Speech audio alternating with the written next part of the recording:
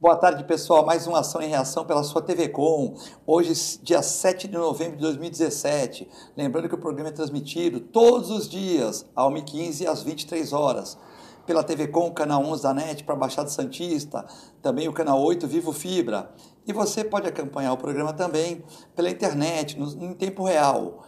www.tvcomsantos.com, né? Você acompanha o programa, tal, assim como fazem pessoas no Rio de Janeiro, Jaboticabal, né? Pessoas que me ligam de Portugal, passam WhatsApp pra gente aqui todos os dias, falando que viram a reprise às 11 horas, ou mesmo o programa Vivo às 1h15, né? Lembrando que você que nessa terça-feira nós temos dois advogados aqui no programa, o Dr. Écio Lescrec e também o Danilo de Oliveira, né? Temos algumas pautas, né? Advogados poderão agilizar pedidos em agência do INSS, né? E o Danilo e o Écio vão explicar como vai ser esse tipo de procedimento. Também temos a violência na região, sempre em pauta, não só na região, no país, né? É um tema que preocupa. Com a chegada do verão também, nós temos muitos veraneios, muitas casas aqui, muitos turistas também. Vamos falar do impacto da região, sobre o excesso de turistas que trazem para a gente bônus no comércio, enfim, né? Mas que a gente tem que estar preparado com o número de balsas, barcas e também com as estradas, né? Para discutir esses outros programas, já anunciados o Dr. Écio Lescrec e Danilo de Oliveira.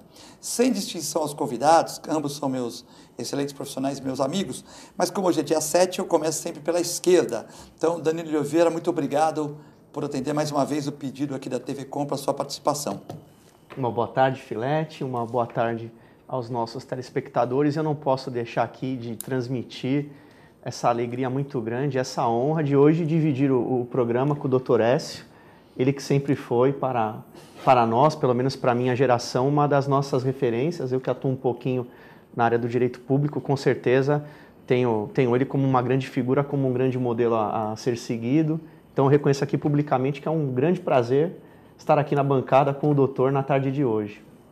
Dr. Écio Lescrec, advogado muito conhecido em Santos, né, já foi secretário no governo Oswaldo Justo, uma partezinha pequena do governo Beto Mansur, né, e é uma pessoa que entende muito de política, né, como diz um dinossauro do PMDB, né, um homem que nunca mudou de partido, né? Sempre teve uma ideologia definida, não concorda com tudo do PMDB, mas nunca mudou, está sempre, né? É como se fosse um torcedor de um futebol, sempre na mesma legenda, o que é muito difícil hoje no Brasil, né? As pessoas mudam de partido como mudam de casaco, como mulheres trocam de bolsas, né? Então, realmente, o Dr. Écio Lescrec, um exemplo, aí, uma bandeira viva no PMDB da Baixada Santista.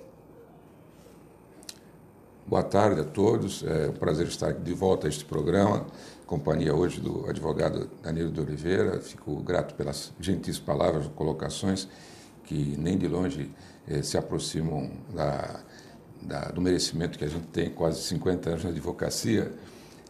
Entendo isso mais como o peso de uma consideração aos meus cabelos brancos e esse quase meio século como operário do direito, e principalmente quero cumprimentar o telespectador e agradecer o convite do retorno a este programa. Queria mandar um abraço especial para o André Luiz Andrade, né, que está sempre acompanhando os programas da TV Com, Sidney Pereira Costa, o Heraldo, o Aldo dos Santos Pinto, né, o doutor Polaco, né, que são o doutor Tremura também, que acompanha o programa, que são advogados, assim como eu mandei abraço para todos os dentistas no dia 25, que é o dia do dentista. Hoje estou mandando abraço para os advogados aí da nossa região, né, porque o programa hoje vai ser um programa que vai falar sobre direito, que é uma das ciências talvez junto com a medicina e com outras muito importantes para o dia a dia, né. Queria também agradecer a Thaís, a Amanda, o Reale, a Vitória, a Daiane, a Cris, a dona Joana do Café, né, que... Esqueci alguém, mas daqui a pouco eu vou lembrar, tá? Então, a Gisele que organiza aqui os estúdios e tal, né? Então, para vocês todos que durante o mês de outubro tivemos muito serviço, tivemos aqui debate da estiva, tivemos muita coisa e realmente ajudaram muito, sempre rindo, sempre na produção, Augusto Capô de Casa, a Fernanda, o nosso presidente do conselho, aí, o Antônio Carlos da Atmas, estão de parabéns, porque é uma TV com funcionários que trabalham rindo, né? Sempre ajudando, e eu acho que os convidados podem também confirmar essa minha tal, e até a dona Joana do café, que está sempre bem humorada, também fazendo café para a gente aqui, né? Que às vezes a gente chega aqui e não tem café, mas porque o pessoal do futebol, né? O pessoal do grande Paulo Alberto Capitão, vem com 15 aqui, jogadores, jogadoras tal, aí acaba o café, dona Joana faz o café de novo para quando acabar o programa às 2h15, a gente ter um cafezinho para tomar aqui e bater aquele papo final, né? Então eu queria agradecer a vocês todos, parabéns ao Augusto, ao Antônio Carlos, ao conselho da TV Com, porque é uma TV enxuta, mas uma TV organizada, uma TV limpa, ar-condicionados funcionam perfeitamente, né? E com isso que a gente conquista o espaço cada dia devagarzinho, mas vai conquistando, né, Danilo? Com certeza, é sempre um prazer muito grande estar aqui, a gente é sempre muito bem tratado, muito bem recebido, todos são muito atenciosos, desde o convite até o nosso bate-papo final do programa. Às vezes a gente, quando a agenda permite, né, Filete, nem sempre as nossas agendas permitem, mas é sempre muito prazeroso depois dos programas a gente tomar aquele nosso café, pôr o papo em dia, é sempre um prazer estar aqui de fato. Sules Crack, polêmica do mês passado, mas que ainda flutua aqui, né? Nós fizemos a brincadeira aqui no programa sobre a questão da lagoa, começou um programa mais leve, né? A questão das piranhas na lagoa do Morro, né? Tinha uma história, né? Que um pescador, um viajante, né? Que viajava muito para o Mato Grosso, trouxe 2 jacarés de peito amarelo e ofereceu para o saudoso, inesquecível, né? Polêmico, administrador Oswaldo Justo. E o Justo, vendo aqueles 2 répteis ali na porta da sua casa, seu apartamento, falando, puxa, eu não vou levar lá para o Chapadão do Bugre, não, porque eu tenho aves lá. Não, prefeito, mas é meio ambiente, um vai se interagir com o outro, ele come uns peixes, mas também vai reproduzir e tal, aquela coisa, mas o Justo acabou, o que ele achava interessante, declinando, né, ou seja, não aceitou aqueles jacarés. E a pessoa não tinha o que fazer, né? Aqui nos Estados Unidos, que os caras criam jacaré em casa, né? Você vai ficar lá na região da Flórida, você vai ficar as casas têm uma proteção, né? Uma proteção de umas grades, né? Elas são casas abertas, mas tem grades atrás. Aí você pergunta por que as grades? Para evitar que os crocodilos entrem nas casas, né? Porque é uma região que era alagada, então tem muitos crocodilos. Se você vai lá num condomínio fechado, a casa é aberta na frente. E no fundo ela tem uma grade, né? Uma grade que envolve a piscina, fica até meio estranho, porque tá tomando sol, sai meio quadrado assim, né? Mas sai meio com tranças o sol, né? Mas é por causa dos jacarés que tem naquela região lá da Flórida, né? E agora a questão das piranhas. Eu fui perguntar num programa de rádio, na 91.7, lá da família Mussi, que ele mandou um abraço para o senhor Lupércio, quando soube que o senhor estaria aqui hoje, e me falaram dessa história, e agora eu falei que eu achava que as piranhas não eram nativas ali do morro, do Lago da Saudade, né, Lagoa da Saudade. Eu achei que alguém comprou numa casa de aves, numa agropecuária, as piranhas cresceram, o cara vai pôr a comida, ela quer morder o dedinho e tal, o cara não tem o que fazer, vai fazer o que com a piranha? Vai matar? O cara gosta de bicho e ele solta na lagoa, né? Então eu queria saber essa história legendária aí do jacaré, você tem alguma informação aí, com 50 anos de vida pública aqui na Baixada? Nunca ouvi falar nessa história. Brincadeira, né? Muitos têm falado, comentado a respeito disso. Era o seguinte, o ex-prefeito saudoso, ex-prefeito Oswaldo Justo, ele adorava o sítio dele lá em Peruíbe, chamado Chapadão do Bugre. E sempre me convidava para ir lá passar algumas horas maravilhosas com a natureza. Como eu gosto muito de pescar, eu aproveitava lá um braço de uma lagoa que entrava quase assim no meio de um morro e ficava pescando por ali. Naquela região do Bambuzal ali? Mais para trás da casa principal. E ele me dizia, por que o senhor não pesca aqui na lagoa em frente à casa, que é maior e tal? Eu disse, não, porque onde eu pesco eu fico olhando só para a parte da vegetação nativa. E isso me lembra muito Pantanal, onde sempre gosto de pescar. Tem até uma filha que mora lá no Pantanal, uma filha que é sua colega também. Médica veterinária. A Cíntia, aproveitar para mandar um abraço para o Ecinho também, que é advogado, para o Eugênio Carlos Malavaz, que sempre vê o programa aqui, né? Gente, e também o Marcelo Cruz, que também Cruz, qualquer dia vamos trazer para participar aqui, que está com uma agenda meio complicada, com muitos casos no Rio de Janeiro, né? Então às vezes a gente não consegue pegar o profissional, né? Então, mas eu ia dizendo que o Justo me perguntava porque eu me fixava aquela parte da lagoa. Eu dizia que ela mais se assemelhava à parte nativa lá do Pantanal. Só que uns troncos que tinham ali na lagoa, lá no Pantanal, dizia para o Justo, não eram troncos, eram jacarés, né? Jacarés do tipo caimã. E o Justo dizia, mas tem tanto jacaré assim? Eu falei, tem. Aí eles se dariam bem aqui? Falou, olha, isso depende, isso teria que fazer uma avaliação na época do IBAMA, porque animal nativo não pode viver em cativeiro, teria que ter licença para a criação desses animais. Comentei com ele esse fato, né? E ele se mostrou interessado nisso, né? Aí, alguns dias depois, um mês e tal, eu estive lá num rancho na beira do rio Paraguai, chamado Tuiuiu, da família Vilares de São Vicente, que inclusive o pai do seu Vilares fazia transporte de caminhões, inclusive conhecia o Justo, tinha feito algum serviço para o Justo. Eu comentei com o filho do seu Vilares, que já faleceu, esse menino que faleceu jovem ainda, sobre esse fato do Justo. Então, passou algum tempo, ele me aparece em casa com a garrafa PET, com uma meia dúzia de jacarezinhos assim, de caimãezinhos. Eu disse a ele, você não podia ter feito isso. Eu liguei para o Justo, né? Aí o Justo então falou, olha, sabe aquela conversa que nós tivemos? Eu falei com ele, a respeito dos jacarezinhos e tal. Sei, todo entusiasmado, aquele jeito do Justo, falando ao telefone. Pois olha, virou realidade. O rapaz lá, o filho do seu Vilares, o Rafael, acabou me trazendo aqui. Aí ele já mudou assim, né, a forma, a conversa. Mas ele vai crescer, falar, ele chega até uns 4, 5 metros. E ele vai comer meus gansos lá. E falou, se tiver comida, eu acho que eu tenho meu netinho e tal. Aí ele falou, não, Justo, fica tranquilo, não, de forma alguma eu vou mandar esse jacarés lá para o Chapadão do Bugre, até porque não é esse o procedimento. Mas eu estou te dando satisfação porque o rapaz está aqui na porta com o jacarezinho. Aí disse a ele, olha, Rafael, felizmente era isso mesmo, você não devia ter trazido, não era isso, você entendeu mal e tal. Eu falei, o que é que eu vou fazer agora? Eu falei assim, olha, se você colocar no aquário, por exemplo, você vai tirar o animal da natureza para colocar ele aí em algum lugar que ele fique privado da sua liberdade, da sua natureza, né?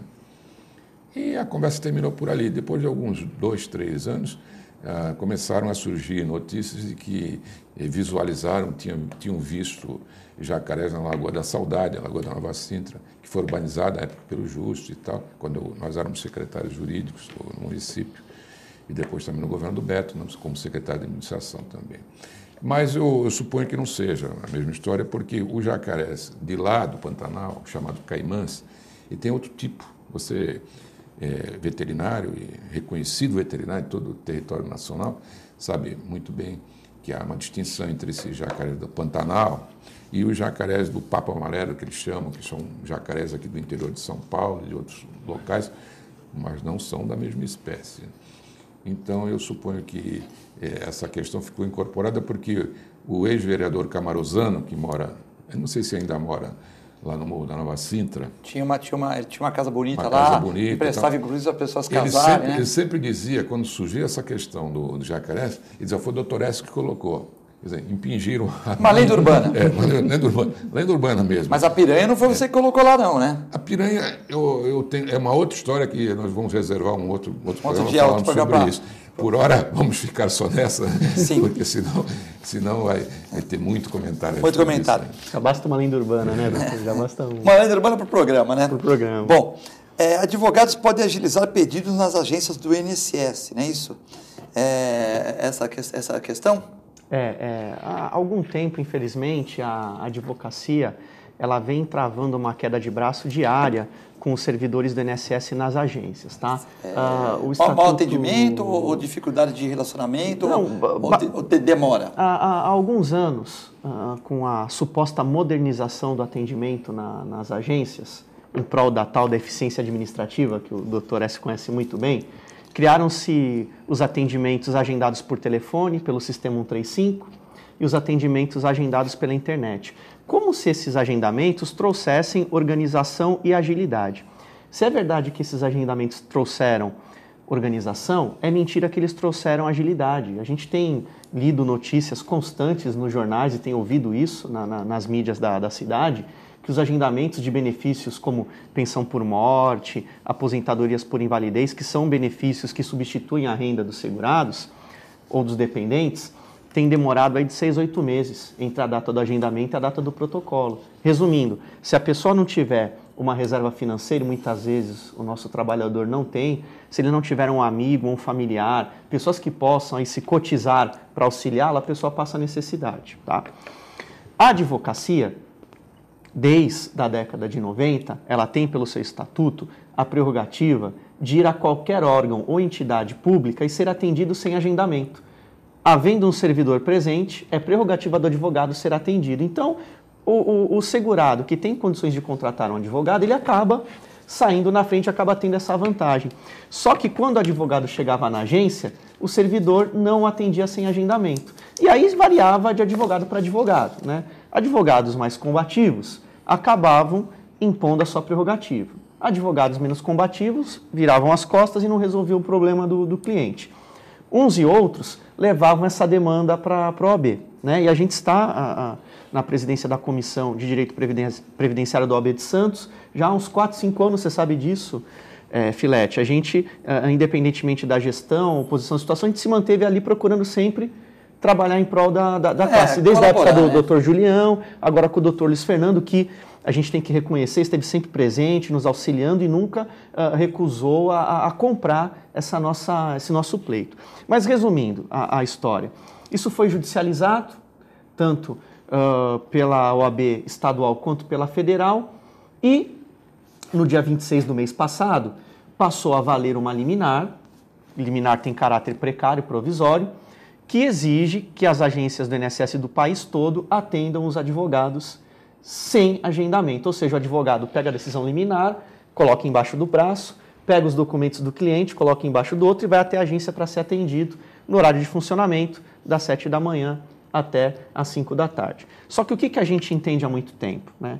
Que isso pode prejudicar o bom funcionamento das agências. Sem críticas, Filete, são constatações. Se a gente pegar a Agência da Previdência Social de Santos, você é uma liderança, da praia, você é uma liderança da OAB nessa área e você tem que falar o que está acontecendo, que é a reivindicação dos advogados. Seja com o presidente Julião, seja com o presidente Luiz Fernando. Perfeito. Tal, são reivindicações que acabam no teu colo. Não tem como você. A gente se torna chato para alguns funcionários, no caso você, mas a classe também, de uma certa maneira, empurra para essa melhoria. Enquanto a diretoria confia no nosso trabalho, seja lá qual for, a gente continua trabalhando e tentando corresponder a essa confiança. E aí, Filete, só para concluir, o que acontece? Quando a gente chega na agência de Santos, temos 25 guichês. E isso está na matéria recente do Jornal Expresso Popular. 5 atendentes. Quer dizer, não dá conta da demanda. E aí, se os advogados se dirigem, e com razão, não estou tirando a razão dos advogados, é uma prerrogativa reconhecida agora por uma liminar. Se o advogado pega e vai à agência a qualquer hora, isso tumultua o atendimento e acaba prejudicando aquele segurado que não tem dinheiro para contratar um advogado. Então, como a gente tem por lema que a OAB é a casa não só do advogado, mas do cidadão, a gente já há algum tempo vem batalhando o restabelecimento do convênio do INSS com a OAB, para que nós tenhamos horários de atendimento prioritário. E nós conseguimos restabelecer isso no último dia 25, no dia 25 do mês passado de outubro, nós restabelecemos esse convênio. Os agendamentos são feitos em 4 subseções, Santos, São Vicente, Cubatão e Guarujá, com funcionários treinados para isso. Esses agendamentos começaram a ser feitos nas subseções no dia 30 do mês passado e ontem, dia 6 de novembro, os primeiros atendimentos agendados nas agências começaram a acontecer, né? Isso é fruto, o doutor Écio tem essa experiência da vida pública, isso foi fruto de muitas reuniões, fruto de muita dedicação. Eu até poderia, Filete, mas não vou fazer isso. Eu não vou usar aqui o programa para desabafar, porque você sabe que a gente apanha muito. Às vezes a crítica é justa e a gente aprende, a gente fala, puxa vida, realmente a gente podia melhorar e a gente tem a humildade de reconhecer e buscar consertar o erro. Agora, muita crítica é injusta, mas eu acho que a gente tem que usar esse espaço para levar a boa notícia. Qual é a boa notícia? O advogado, ele pode, se e quando for o caso, se valer da liminar. Mas se ele quiser, esse agendamento, que é um agendamento que há anos atrás começou em Santos, pouca gente sabe, mas começou com o atual gerente executivo, Cláudio da Silva, que há anos atrás até a época com o Dr. Kaká, com o Dr. Pardal, começou com esse sistema de agendamento. Em 2015, esses agendamentos cessaram. Nós somos a última subseção que conseguiu manter e agora resgatamos o que para nós é um grande avanço para a advocacia previdenciária, para o advogado que não é diariamente previdenciarista, mas que precisa ir até a agência, e para o cidadão. Acho que quem ganha, Filete, na verdade, é o segurado. Por quê? Tendo condição ou não de contratar o advogado, o atendimento na agência vai fluir, vai ser melhor. E só prometo, emendando, concluindo, até para o doutor Écio também poder ter seus comentários dele, sempre muito pertinentes, nós estamos, enquanto professor da Universidade de Santa Cecília, nós estamos intermediando aquele que será o primeiro convênio, está prestes a ser assinado, o primeiro convênio entre o INSS e uma instituição de ensino superior no Brasil.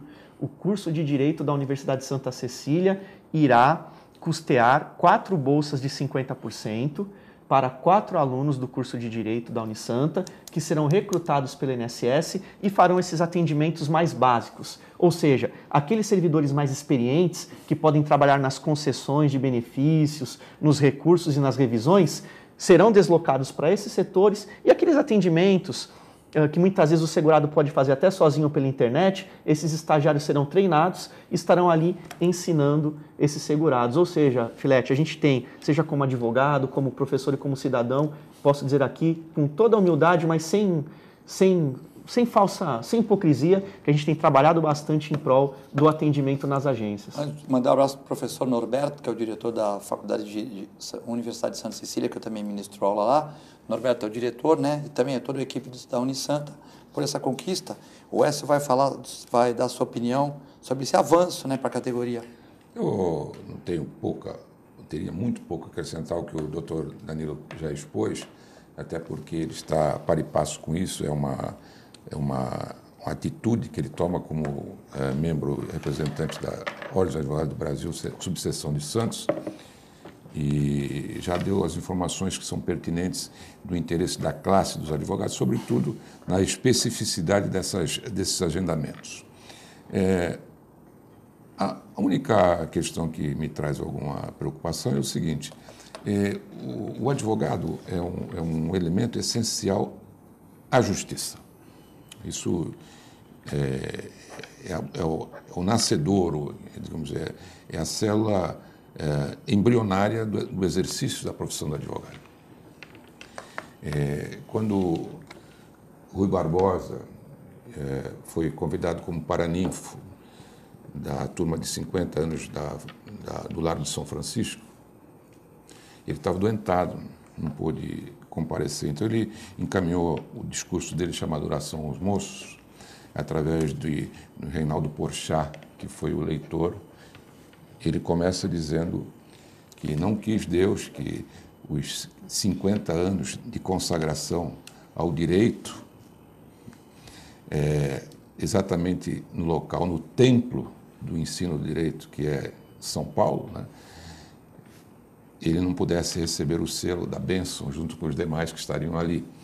E ali ele coloca a posição do advogado, do estudante de direito, do magistrado, do promotor público, nessa oração ao moço. É um lindo, isso é a Bíblia de todos aqueles estudantes de direito, porque muita gente entende que o sujeito que se forma na faculdade de direito é advogado. Não, em nome das profissões, advogado é apenas uma delas, né?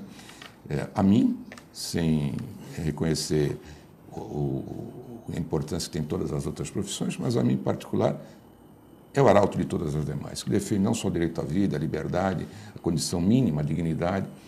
Então, quando eu vejo essa situação relacionada ao pessoal mais carente, que tem dificuldades em conseguir o seu benefício mínimo perante a Previdência Social, e que, concorrendo com outros que teriam condição, inclusive, de contratar advogados, que façam agendamentos, que dispõem de liminares, que o colocam na frente dos outros preteridos, dos injustiçados, dos desvalidos, cria, assim, a meu ver, mais ou menos uma comparação entre o exercício da advocacia e o do despachante.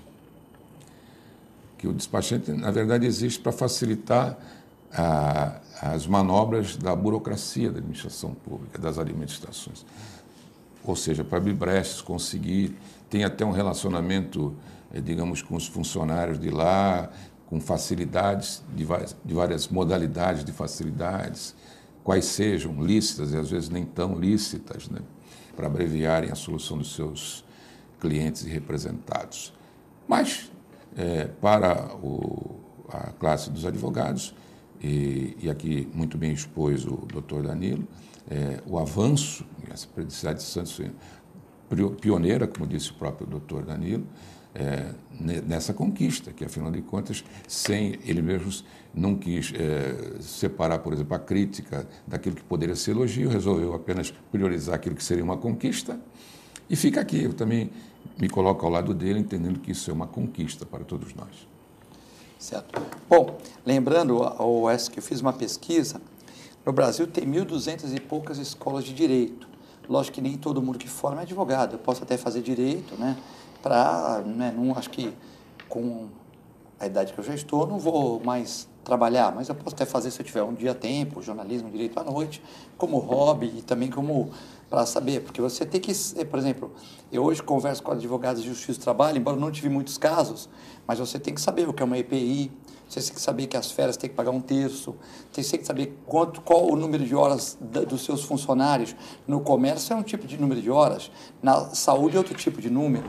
Você tem que saber o que é uma atividade, por exemplo, que você ocorre risco, se uma funcionária que mexe com desinfetante tem um risco mínimo, mas se ela mexer com cloro, o risco aumenta, né? Ah, mas ela tem luva, tem tudo, sim, mas existem súmulas que vão de uma certa maneira, você vai perder no futuro. Questão da hora extra e tal.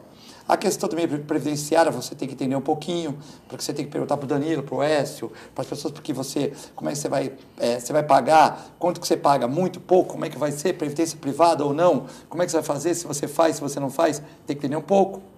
O imposto de renda é uma própria, também, você faz o imposto de renda, você tem muita coisa do direito ali, né? Então você tem que acabar, logicamente, que não com conhecimento profundo, mas tem que ter noções básicas, assim como medicina, né? O cara tem que escovar o dente, passar o fio dental, o cara sabe que, por exemplo, se ele for, vamos supor, andar num lugar que está contaminado, ele pode, se ele beber uma água, a questão dos mosquitos, então o cara não é médico, mas ele sabe se tomar uma picada de um mosquito, pode pegar uma dengue, se for um mosquito de uma certa região, não aqui de Santos, pode dar febre amarela, se ele vai para o Nordeste e tal. Então a pessoa tem que entender um pouco de medicina. Se perguntar para o Écio, ele já, por exemplo, tem que cuidar da saúde, ver a glicemia, como todos nós, ver a pressão. Aí você acaba entendendo, você tem uma patologia, você fala, puxa, eu sou um cara que é hipertenso, um exemplo, né? Poxa, então eu tomo esse remédio para acontecer isso, isso, isso. Então todo mundo também tem que entender um pouco de medicina e de tudo, né?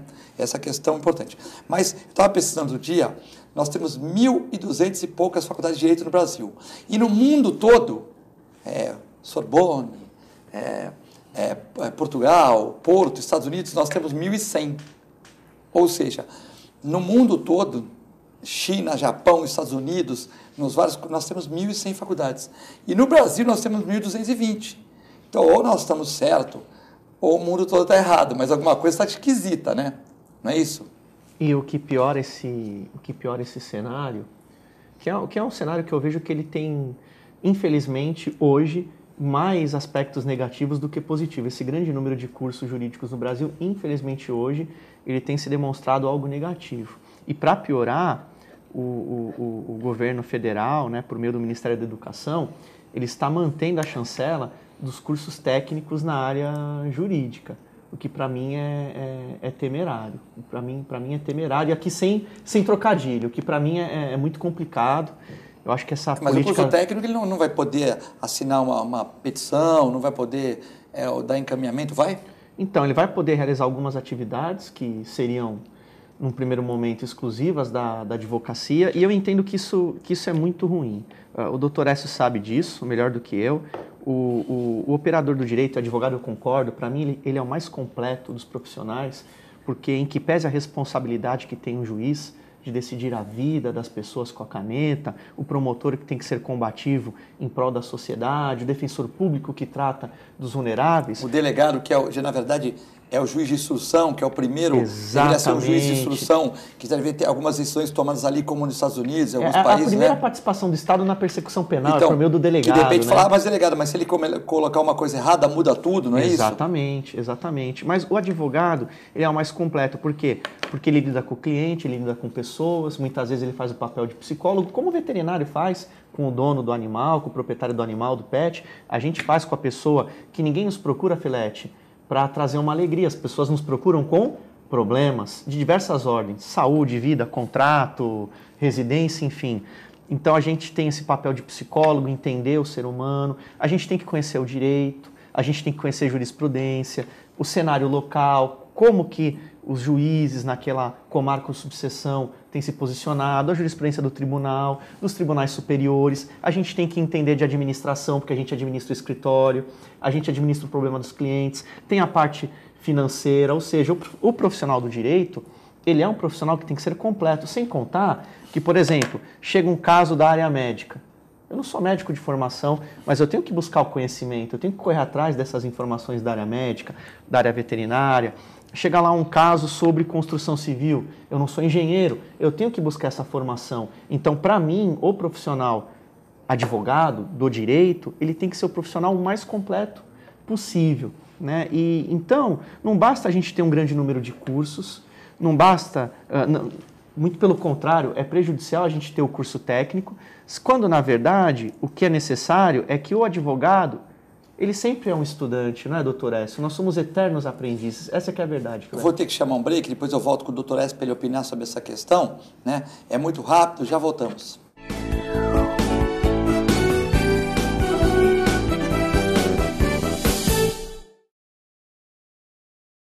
Você já conhece o plano que tem mais carinho por você. É o mesmo do maior hospital da região e que traz novidades. Além dos planos que já existem, agora você pode ter um plano só sênior. Conta também com o Programa de Atenção à Saúde de Idosos e Pacientes Crônicos e com o Santa Saúde, clínica que atende mais de 25 especialidades. Tudo no mesmo lugar. Plano Santa Casa Saúde. Mais benefícios, mais novidades e muito mais carinho por você. APO Planos Odontológicos Empresariais, cuidando da saúde bucal de seus funcionários, com mais de 200 dentistas credenciados e cobertura em todo o território nacional. Central de atendimento exclusiva, planos extensivos à família, controle de qualidade permanente e liberação online de vários procedimentos. Faça como as grandes empresas da região e contrate o plano de saúde empresarial da APO. Atendemos empresas a partir de 3 funcionários. Em Santos, ligue 2104-4000 ou acesse apoodonto.com.br. Sindicato dos Trabalhadores Municipais de Praia Grande, há mais de 20 anos levando aos seus associados planos de saúde e convênios, assistência odontológica e jurídica, curso de capacitação e outros benefícios, dando aos servidores melhores condições de trabalho e qualidade de vida. Para mais informações, acesse o site www.sindicatopraiagrande.org. A Clínica Multiimagem é especializada em exames de radiologia e diagnóstico por imagem, investindo continuamente em tecnologia e trazendo constantes inovações para proporcionar à comunidade médica e seus pacientes diagnósticos ainda mais precisos. Sua nova e moderna estrutura, aliada à tecnologia de ponta, juntamente com o corpo clínico especializado, tornam a Clínica Multiimagem um dos centros de diagnósticos por imagem mais avançado do estado de São Paulo. Entre em contato pelo telefone 3202-1250. Sintracomos, um sindicato forte a serviço do trabalhador. Este é o Sindicato dos Trabalhadores nas Indústrias da Construção Civil, Montagem e Manutenção Industrial e do Mobiliário de Santos, Cubatão, Guarujá, São Vicente, Praia Grande, Mongaguá, Itanhaém, Peruíbe e Bertioga. Associe-se ao Sintracomos e faça parte da nossa família. Administração, Presidente Macaé Marcos Braz de Oliveira.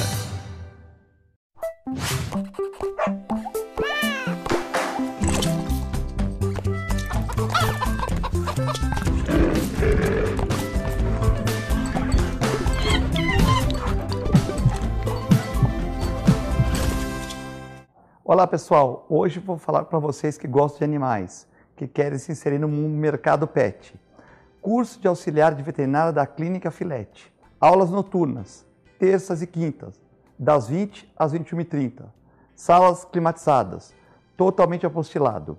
Maiores informações pelo telefone 3227-5770 ou pelo e-mail filete, com 2 T's, @filetenovamente.com.br.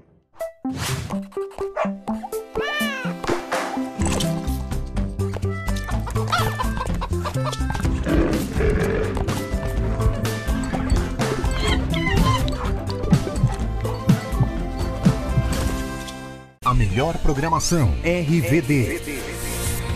Mande a sua mensagem para o nosso WhatsApp 13 997 72 8946. Peça sua música, mande seu recado e concorra a muitos prêmios. Rádio RVD, música e esporte para você.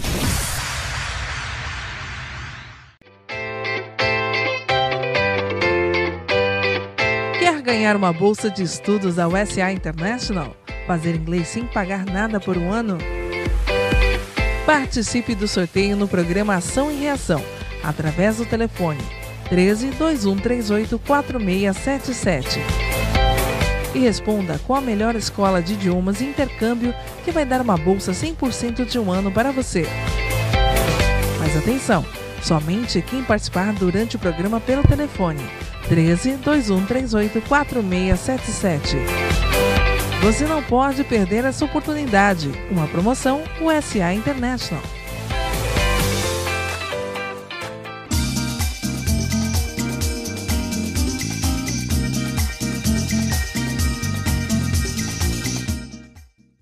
APO Planos Odontológicos Empresariais, cuidando da saúde bucal de seus funcionários, com mais de 200 dentistas credenciados e cobertura em todo o território nacional. Central de atendimento exclusiva, planos extensivos à família, controle de qualidade permanente e liberação online de vários procedimentos. Faça como as grandes empresas da região e contrate o plano de saúde empresarial da APO. Atendemos empresas a partir de 3 funcionários. Em Santos, ligue 2104-4000 ou acesse apoodonto.com.br.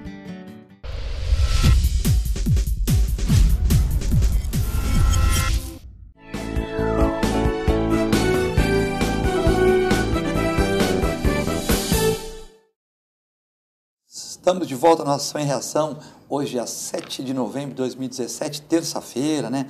Com o Dr. Écio Lescreca, advogado, e também Danilo de Oliveira, né? Eu queria também, antes de passar a palavra para o Écio, comentar que no jantar que existiu no Rotary Club no dia 27, numa sexta-feira, o Dr. Écio foi homenageado lá pelo meu amigo Kleber Léo Bartolomazzi, que é presidente da entidade e tal. Então, o Rotary Club, que é uma entidade aí que presta serviços imensuráveis no mundo, né, como combate à pólio, como a erradicação da pólio, enfim, outros problemas, homenageou o Écio Lescreca num jantar onde estava o Dr. Aldo e outros amigos do Écio, a família, né? Fiquei muito contente de ter participado desse jantar, né? Uma justa homenagem, Danilo, a um advogado que é exemplo para ter categoria, como você mesmo falou, né? Fiquei muito emocionado, que eu conheço o Écio há muitos anos, foi meu padrinho em alguns eventos e tal, então eu fiquei muito emocionado.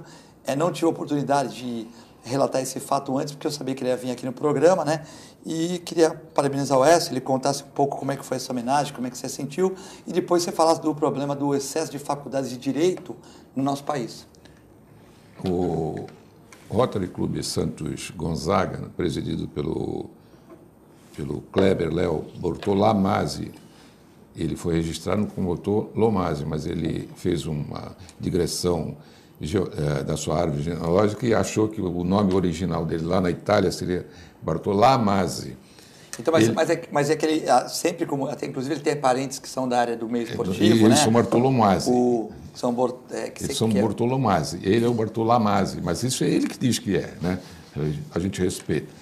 Mas então ele é o atual presidente, comemorando o 8º aniversário, fez no dia 27 uma festa muito bonita e homenageou 10 profissionais de cada área. E no ramo do direito, eu fui o escolhido e me coube, inclusive, ser o orador de todos os demais. E agradeço a sua presença lá, com o pessoal que assistiu, os advogados também, vários membros lá também da Irmandade da Santa Casa, Misericórdia de Santos também. Mandar um abraço para o Ariovaldo, para o Augusto Capô de Casa. Todos os que lá estiveram presentes foram lá participar dessa homenagem, que para mim repito, seria mais pela generosidade do coração da família rotariana do que por merecimento nosso. Mas, voltando à questão que foi colocada em pauta aqui, a respeito das faculdades de Direito, eu já tive a oportunidade de dizer nesse programa, em outra ocasião, que quando o Brasil conseguiu sua independência de Portugal, se diziam ao então imperador: que país é esse que não tem uma Constituição, não tem uma Carta Magna? A soberania é ditada pela Constituição. E aí, pressionado pelas correntes que queriam viabilizar o Estatuto da Nação, o então imperador convocou uma Assembleia Nacional Constituinte. Só que no modelo que foi apresentado a ele, certos poderes do imperador ficaram restringidos. O que ele fez? Dissolveu a Assembleia, prendeu a família toda do Andrade Silva, e muitos, então, se exilaram, ficaram sem os seus bens. Um dos constituintes da época era um santista chamado José Feliciano Fernandes, que depois ficou conhecido como Visconde de São Leopoldo. O que ele fez? Ele pressionou mais tarde que, quando o Brasil se separou de Portugal, Portugal não aceitava que os estudantes nossos fossem cursar suas universidades lá em Portugal, Coimbra e outros, né? Então pressionou e convenceu então o imperador da época, o chefe da nação, a fundar duas faculdades, a primeira em Olinda e a segunda em São Paulo, né? Então aí foi um berço de todas as faculdades. São Francisco e Olinda, né? Olinda foi a primeira, né? E depois, então, daí surgiram as outras que se espalharam pelo Brasil afora. O Brasil, eu já tive a oportunidade de dizer para vocês aqui também no programa, ele ficou um pouco atrás na história da nossa cultura, né? Eu já disse várias vezes que quando o Cristóvão Colombo, na nau capitânia chamada Santa Maria, aportou num porto no Caribe, na parte leste do Caribe, porque era domingo, colocou de Porto Santo Domingo, e hoje chama-se República Dominicana. 47 anos depois já tinha uma universidade lá. A primeira universidade da América do Sul foi a de São Marco, no Peru. E a do Brasil? Muitos anos depois. Em 1920, transformaram às pressas a Faculdade de Medicina do Rio de Janeiro, a universidade, para dar um título de doutor honoris causa a uma dignidade estrangeira que vinha aqui, precisava ter uma universidade para conferir ao dignatário este título.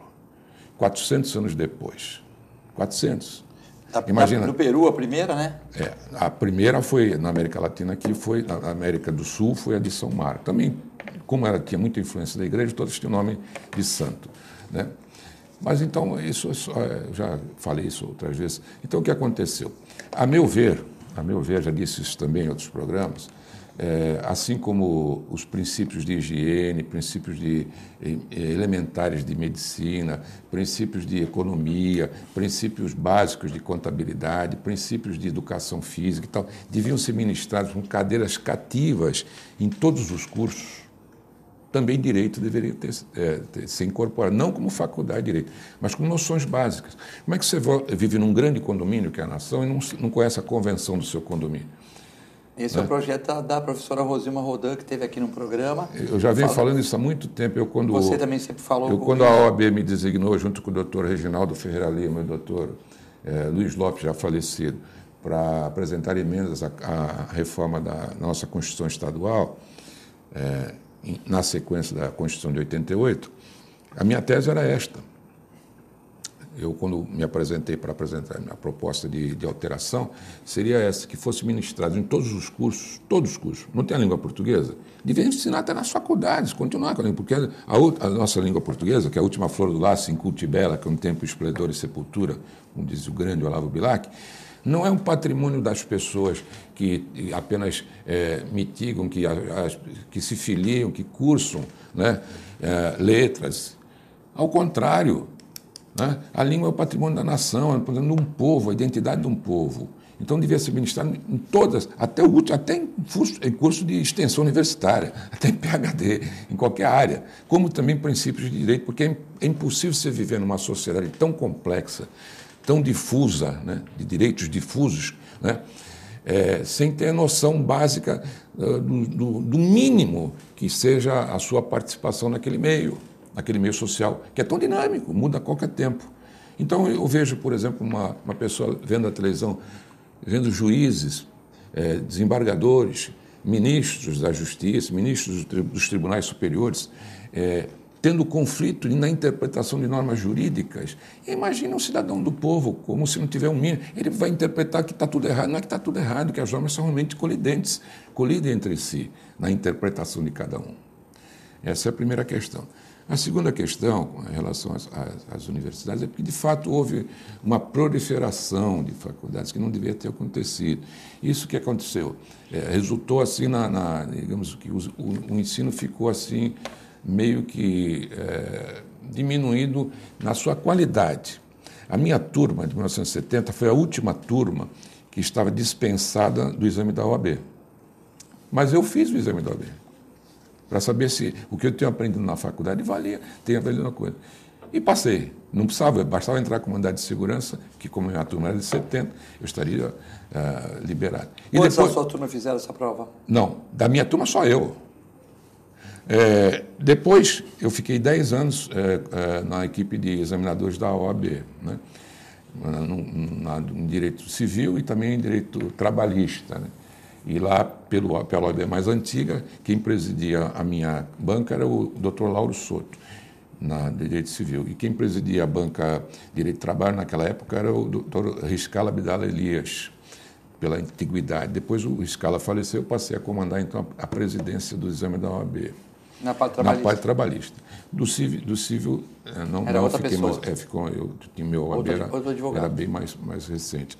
Então, essa é a questão. Agora, veja bem, o que nós temos analisado no comportamento jurídico do país, né? Bom, ainda recentemente ocorreu um fato curioso. Um deputado estadual cuja prisão foi decretada através de uma medida cautelar por obstrução de justiça. Semana passada aconteceu isso, né? A Assembleia Legislativa Estadual do Mato Grosso se reuniu e resolveu que a decisão do ministro Luiz Fux em conceder essa medida antecipatória não tinha efeito. Se baseando no quê? Se baseando no antecedente do Supremo Tribunal Federal, dizendo que as medidas acautelatórias concedidas contra parlamentar no exercício do seu mandato que comprometesse o mandato popular conquistado no comício soberano das urnas não poderia ser interrompido a não ser por decisão do próprio colegiado que o representasse. Isso aconteceu no Senado Federal com o senador Aécio Neves e isso aconteceu agora, semana passada, na Assembleia Estadual do Estado do Mato Grosso, com um deputado que estava também sendo, vítima dessa medida antecipatória por obstrução de justiça. Então, ao leigo, quando essa notícia vem à baila, como ele se comporta? Ele vai dizer, isso é um corporativismo.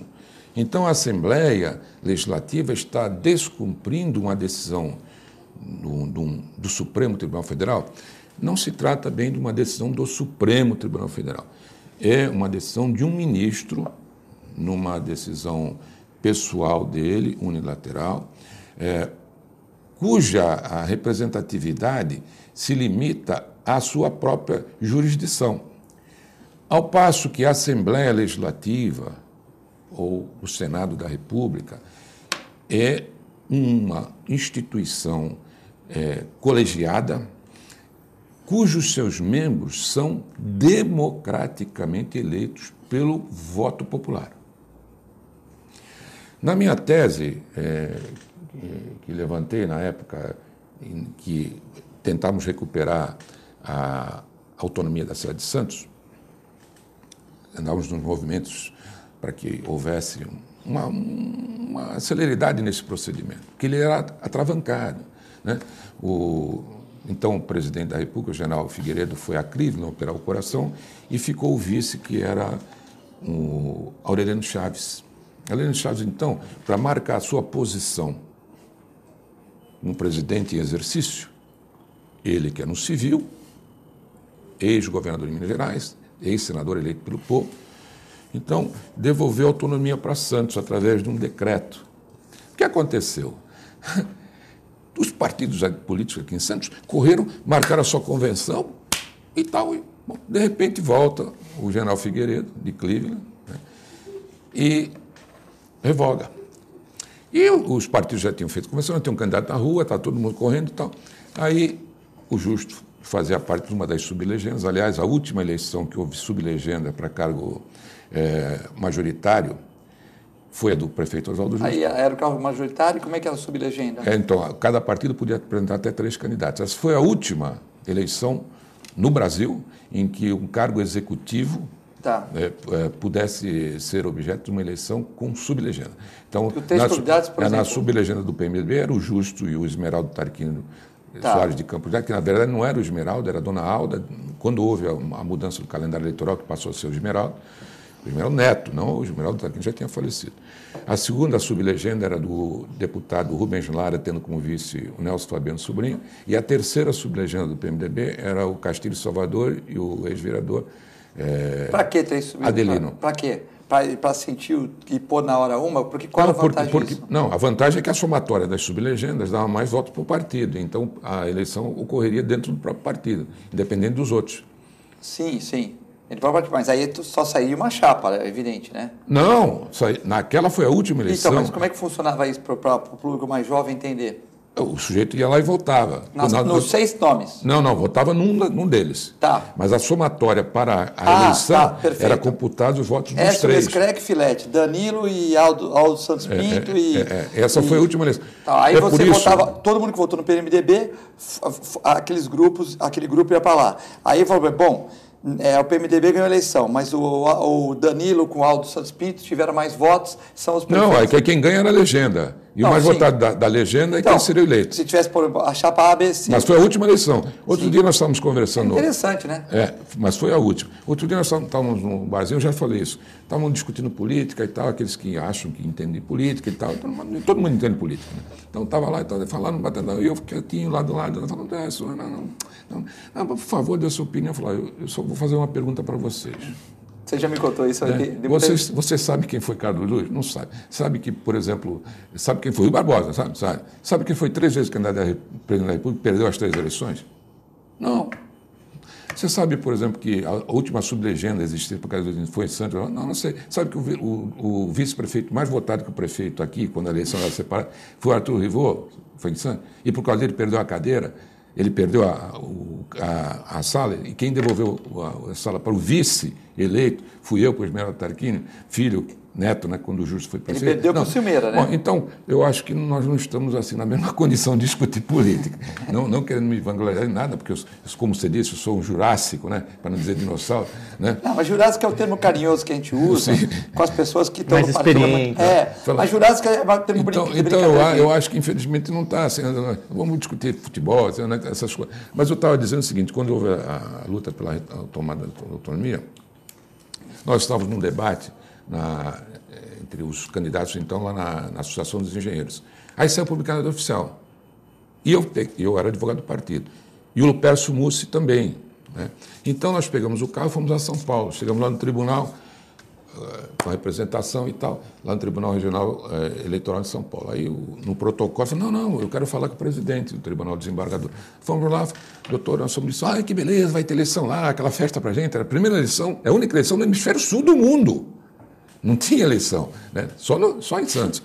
Aí chegou, que bacana, tal, olha, eu vim apresentar isso aqui, olha que peça bonita, vocês têm o direito adquirido, tem soberania das convenções, está tudo certo, tal. Por que estão entrando com isso? Porque o presidente voltou ao Brasil e ele, não, que isso não vai estar nada, não, que eu tenho que esperar sair no Diário Oficial, saiu hoje.